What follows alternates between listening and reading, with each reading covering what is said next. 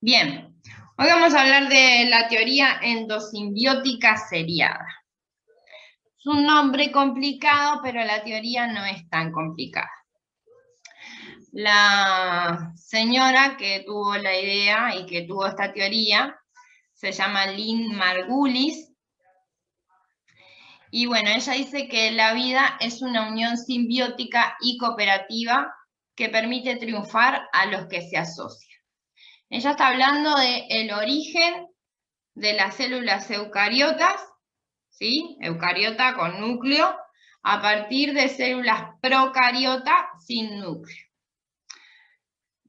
En realidad no importa la teoría del origen de la vida, vamos a partir de la existencia de las células procariotas, o sea, de las bacterias.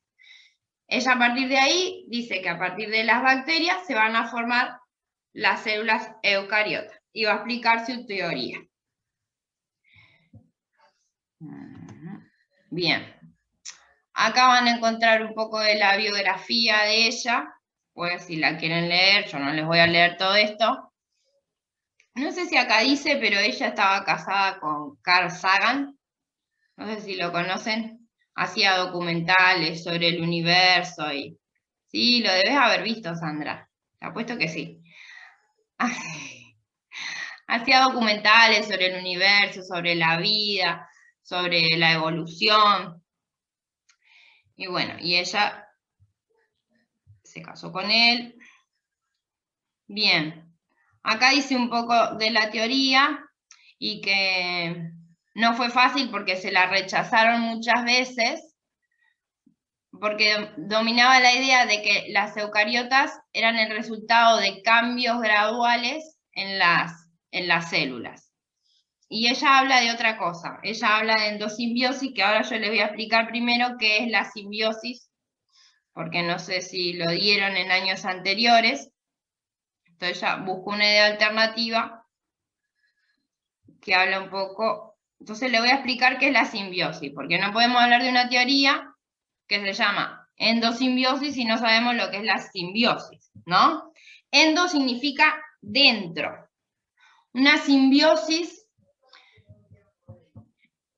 es cuando dos especies diferentes de animales conviven juntos, ¿sí? Y van a ver que ustedes conocen simbiosis. Que no sepan lo que significa la palabra no quieren decir que no conozcan el hecho. Entonces dije, son dos especies que viven juntas, ¿sí? Especies diferentes de poblaciones que viven juntas. Hay tres tipos de simbiosis. El mutualismo, que es cuando las dos especies se benefician de vivir juntas. El parasitismo, ¿sí? Y ahí tenemos endosimbiosis, porque por ejemplo los parásitos intestinales viven dentro de nosotros. Ellos son una especie, nosotros somos otra. Entonces es endosimbiosis.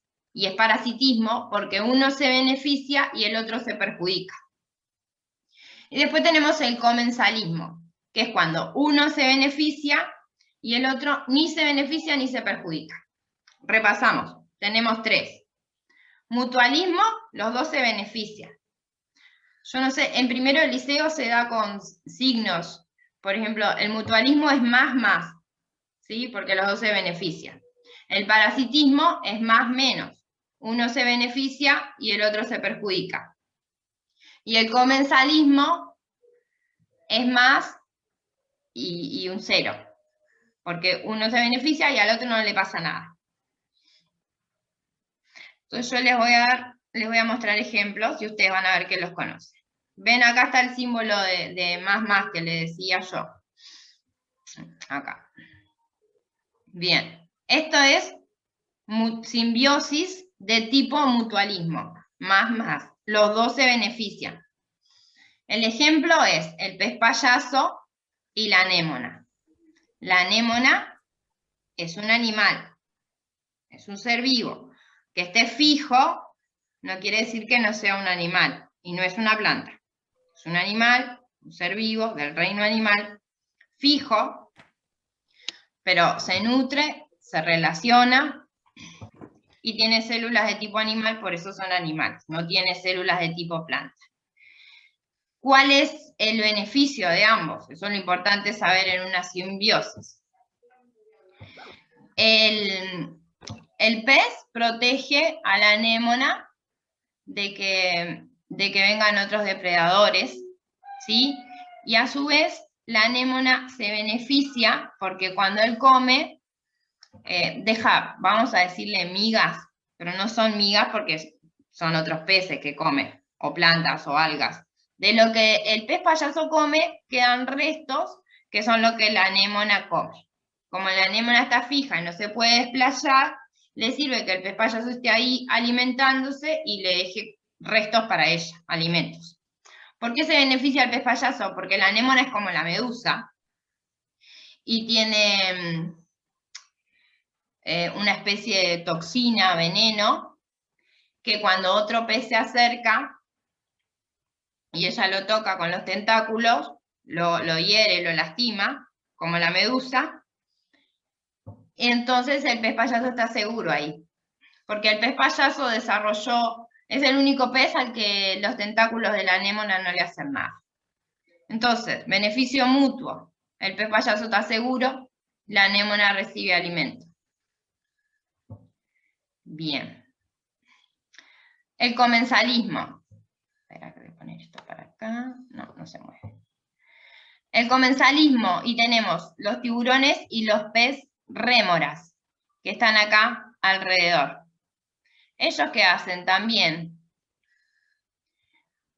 se benefician de lo que come el tiburón, ¿sí? Cuando el tiburón va a comer una presa, ellos comen lo que a él les sobra, digamos. Ellos se benefician y el pez tiburón ni se beneficia ni se perjudica. Otro ejemplo de comensalismo son las aves que se paran arriba de las vacas o del buey, los rinocerontes también tienen. Esas aves comen arriba de ellos y ellos ni se benefician ni se perjudican. Bueno, después tenemos el parasitismo, que fue que les dije, tenemos el mosquito, la pulga, la garrapata, el piojo, las tenias, algunas bacterias, algunos virus que parasitan nuestro cuerpo y nos perjudican, nuestro cuerpo o el de otro animal. Ellos se benefician y a nosotros a largo plazo nos perjudican. Entonces, la endosimbiosis que habla ella es de dos células. Una, la teoría de endosimbiosis describe este proceso en 3 etapas. La primera es la incorporación. No sé si se acuerdan cuando vimos las bacterias, que las bacterias se alimentan por fagocitosis. Imagínense que la bacteria es como un slime, ¿sí? Y yo introduzco algo dentro, ¿bien? Entonces así se alimentan, por fagocitosis. Después que se introduce el alimento dentro de la bacteria con los lisosomas y algunos organelos lo desintegra, consume, le saca los nutrientes. Ella dice que el primer paso fue que una célula que utilizaba azufre y calor, una bacteria, como fuente de energía, fagocitó a una bacteria con flagelo. Y entonces esta otra bacteria lo que logró fue fagocitar a la otra y se quedó con el flagelo. Y se convirtió en una bacteria nadadora. Por eso hoy, y pone el ejemplo del espermatozoide, que es una célula eucariota con flagelo nadador.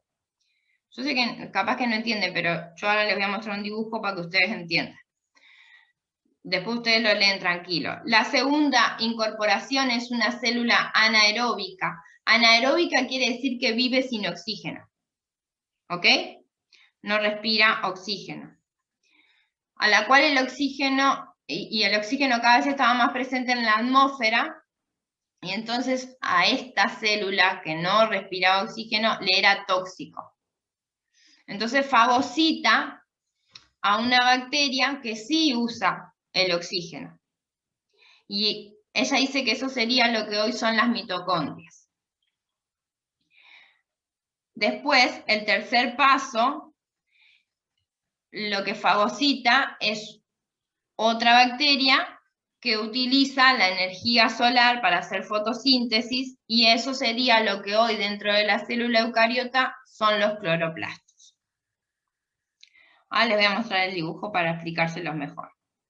Bueno, evidencias, lo van a leer acá, pero tanto las mitocondrias como los cloroplastos tienen doble membrana, ¿sí? Si pensamos que los otros organelos no. Entonces ella afirma que eso es el resultado de la endosimbiosis. Estaba la bacteria, y la otra bacteria cuando lo fagocita queda con doble membrana, porque queda con la membrana que lo fagocitó y la membrana propia. Además, tanto mitocondria como cloroplasto tienen ADN propio. O sea que nosotros tenemos una célula con un núcleo, que dentro del núcleo tiene el ADN guardado. Pero a su vez, si tenemos mitocondrias dentro de la célula, la mitocondria tiene el ADN propio, que lo utiliza para fabricar sus propias proteínas. Por eso ella dice que es una bacteria que está dentro de otra célula. Entonces, acá les voy a mostrar. Esta es la teoría. Entonces vamos a ver paso por paso. Acá tengo una célula procariota. Dice procariote, pero es procariota. O sea que no tenía núcleo. ¿Sí? Era una bacteria. El segundo paso es que hay una teoría que dice que la membrana se fue para adentro y formó una membrana envolviendo el núcleo. Esta misma membrana formó el retículo endoplasmático y el aparato de Golgi. Si nosotros examinamos las membranas de esos tres organelos, es igual a la bicapa lipídica de la membrana. O sea que sí, en algún momento entró la membrana para resguardar el núcleo. El núcleo se continúa con el retículo en la misma membrana y forma el Golgi. Entonces, ¿qué tenemos acá? Tenemos una bacteria con núcleo definido. Esta bacteria, por endosimbiosis, introdujo en su cuerpo una bacteria que utilizaba oxígeno. Y voy a usar una palabra que es incorrecta, pero como fue útil tenerla dentro de su cuerpo, porque ella no podía usar oxígeno, y para la bacteria era útil vivir dentro de otra célula porque estaba protegida, quedaron viviendo en simbiosis, juntas. Entonces ahora tengo una célula que antes no podía respirar oxígeno, que ahora puede utilizar ese oxígeno para generar energía, que es lo que hace la mitocondria. Y entonces con el tiempo se formó la célula eucariota que todos conocemos. A su vez, otras células, se abren dos caminos, otras células que ya tenían la mitocondria adentro, fagocitaron bacterias capaces de hacer fotosíntesis, que existen. Entonces vamos a tener una célula eucariota con mitocondrias que pueden respirar oxígeno y que pueden hacer fotosíntesis. De esta célula, con la evolución, llegamos a tener la célula vegetal y las plantas y todo eso.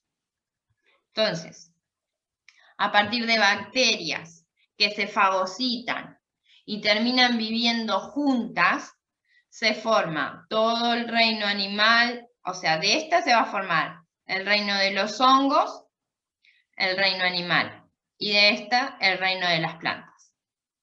No todas las bacterias incorporaron núcleo, no todas las bacterias incorporan mitocondria, ni todas incorporan cloroplastos, por eso siguen habiendo bacterias, por eso hay más reinos. Vamos a ver otro dibujo. Bien, este es más sencillo. Tenemos acá explica lo del flagelo. Tenemos una bacteria, tenemos otra. Acá ocurre una endosimbiosis. Esta fagocita todo el resto de esta y se queda con el flagelo. A ver que no veo. Bien, esta es otra bacteria que sería el ancestro de la mitocondria, que es fagocitada por esta. Y acá tenemos el ancestro de los cloroplastos, que es fagocitada, y acá tenemos una célula con núcleo, mitocondria y cloroplasto. Acá tenemos un hermoso dibujo que lo muestra. ¿Sí? Esto es una célula procariota y esto también. Pero esta tiene la capacidad de generar energía a partir de oxígeno y esta no. Entonces la fagocita con la intención de destruirla y de comerla. Pero cuando está dentro, ve que es más favorable no consumirla y destruirla, sino que permanecen viviendo juntos, por eso endosimbiosis, y ambos se benefician. Esta se beneficia porque está protegida. Después, de acá, salen las células animales, y de otra que fagocita un cloroplasto, salen las células vegetales.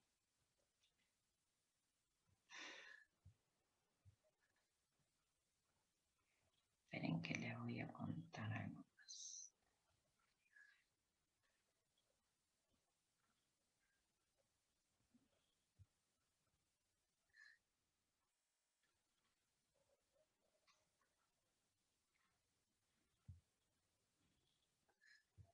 Bien.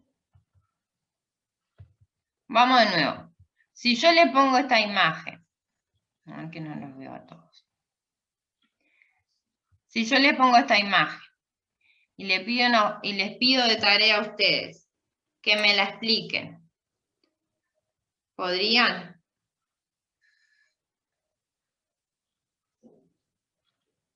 ¿O no? No, profe, no. ¿No? ¿Explicarlo qué, profe? Yo ahora les pongo de tarea en la plataforma esta imagen y le pido que me la expliquen. ¿Pueden? Gastón dijo que no. ¿Y sería el proceso de cómo va creciendo? ¿Por qué creciendo si tiene el mismo tamaño? Sí, pero o sea, que tiene más organelos, digamos. Sí, ahí va. Va mostrando, la primera no tiene casi nada, la otra tiene ahí más o menos y la última tiene más. Y lo mismo con la de al lado. Sí, bien. Algo así. Es la formación. Sí, en realidad es la evolución. Claro. Evolución. Es la evolución. La evolución funciona así. A veces ocurren errores en el ADN y en la célula que hacen que una acción sea más favorable que otra y entonces permanezca el error. Ustedes entienden que esto es fagocitosis, ¿ok? La fagocitosis es el proceso por el cual una bacteria o una ameba se alimenta, ¿sí? Introduciendo en su cuerpo otra célula, porque no puede comer nada más grande. Una célula no puede comer algo más grande que no sea una célula. Entonces, supongamos que esta célula fagocita a otra célula que es la futura mitocondria, que es una célula procariota que puede utilizar el oxígeno que ella no puede utilizar. Entonces, esta célula tuvo una mutación y una falla y en realidad no pudo alimentarse de la mitocondria. Porque en realidad es así. No es que la célula decide, ay, no, no la voy a comer porque me conviene. No, tuvo una falla y no la pudo comer. Pero resulta que de casualidad fue favorable que eso no ocurriera. Entonces tenemos una nueva forma de vida, una nueva célula diferente a las anteriores que tiene la capacidad de usar el oxígeno que antes no tenía. Así funciona la evolución, por casualidad, azar, errores que hacen que mejore. Puede haber pasado con muchos otros tipos de bacterias y ninguno fue beneficioso. Como este fue beneficioso y esta célula pudo utilizar el oxígeno que las otras no, se pudo reproducir más, pudo vivir más y pudo pasar esta información. Las pruebas que hay de esto es que la mitocondria tiene su propio ADN y es el único organelo junto con el cloroplasto que tiene su propio ADN. No sé si escucharon hablar del ADN mitocondrial. Con él se pueden hacer muchos estudios y es heredado de mujer a mujer, siempre. Entonces, vamos de nuevo. Yo le voy a dejar de tarea que me expliquen esto. Entonces ustedes van a empezar con una célula procariota que tiene núcleo, pero no tiene envoltura nuclear. Su propio citoplasma se va a invaginar, va a entrar hacia adentro. Venga, acá dice plegamiento. Aparte tienen de pista que tienen todo. ¿Ok? Entonces, ¿para qué yo les pido esto? Porque cuando ustedes lo hagan y cometan los errores, esa es mi oportunidad de explicarles lo que ustedes no entienden. ¿Ok? No se los pido para ponerle una nota, se los pido para que se equivoquen. Cuando ustedes se equivocan, me lo mandan, yo se lo corrijo y les explico en base a su error, a lo que realmente no están entendiendo. Es mi forma de ver qué cosas ustedes no entienden. Entonces, la membrana plasmática, ¿ve que dice plegamientos internos de la membrana celular? Se invagina, invaginar significa ir hacia adentro, y forma una membrana que rodea el núcleo. Esta misma membrana va a formar el retículo, que después cuando nosotros veamos los organelos vamos a ver que la membrana del núcleo se continúa con la membrana del retículo, no están separados. Fíjense que cuando yo dibujo una célula, siempre tengo el núcleo y el retículo pegadito.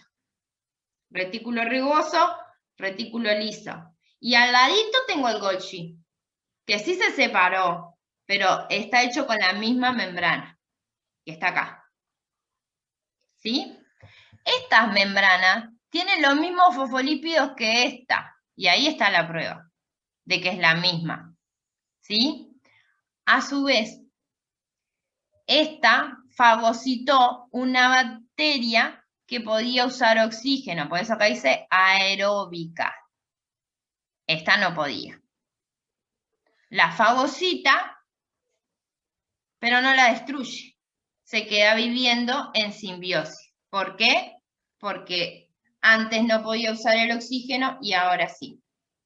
A partir de esta célula, ¿ven que dice? Eucariota primitivo. Aparece la primera célula eucariota primitiva con mitocondrias que luego va a ser parte del resto de los animales. Si otra fagocitó en realidad, según la teoría de ella, una bacteria capaz de hacer fotosíntesis, como las cianobacterias que ahora hay en el agua, ¿vieron lo que le llaman algas verdes azules y todo eso? Bueno, son bacterias que hacen fotosíntesis. Entonces, esa célula ahora es capaz de utilizar el oxígeno y utilizar la energía del sol para hacer fotosíntesis. Y de acá, con la evolución, llegamos a la célula vegetal. Ese es el cuentito que quiero que ustedes me cuenten. ¿Sí? ¿Vieron? Acá tenemos el cloroplasto, acá tenemos la mitocondria. De acá vamos a llegar a la célula vegetal. De acá a la célula animal. ¿Sí? Y entonces van a tener